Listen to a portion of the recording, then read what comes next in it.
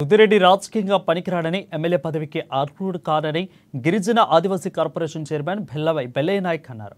Hastinapuram corporator Sujatha నాయక్ను Congress కార్యకర్తలతో కలిసి పరామర్శించారు. ఒక బాధ్యతాయుతమైన ప్రజాప్రతినిధిగా ఉండే మహిళలను అగౌరవపరిచే విధంగా మాట్లాడడం సుధిరెడ్డికి సరికాదని ఆయన అన్నారు. ఇక తను చేసిన వ్యాఖ్యలను నైతికంగా బాధ్యత వహించి తన ఎమ్మెల్యే పదవికి రాజీనామా చేయాలని డిమాండ్ చేశారు. చట్టపరంగా అతనిపై చర్యలు తప్పవని, కఠినమైన శిక్ష పడే వరకు తాము పోరాడుతూనే ఉంటామని స్పష్టం చేశారు. చట్టపరంగా జరగాల్సినటువంటి కార్యక్రమాన్ని, రాజ్యాంగపరంగా జరగాల్సినటువంటి కార్యక్రమాన్ని ఖచ్చితంగా కాంగ్రెస్ పార్టీ చేస్తుంది. ఇప్పటికీ పోలీస్ స్టేషన్లో తన కంప్లైంట్ ఇచ్చింది. గౌరవ ముఖ్యమంత్రి గారు స్పందించారు. అదేవిధంగా నేషనల్ కమిషన్కు ఈమెయిల్ ద్వారా లేకుంటే లెటర్ ద్వారా ఇప్పటికే కంప్లైంట్ ఇవ్వడం జరిగింది.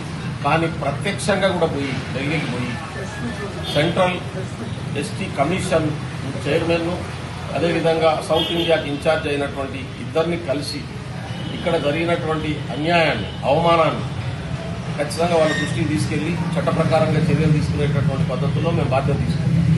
ఎందుకంటే గౌరవ ముఖ్యమంత్రి గారు, గౌరవ పిసిసి ప్రెసిడెంట్ మహేష్ కుమార్ గౌడ్ గారు నాకు స్పష్టంగా చెప్పారు. మొన్న కలిసిన తర్వాత ఖచ్చితంగా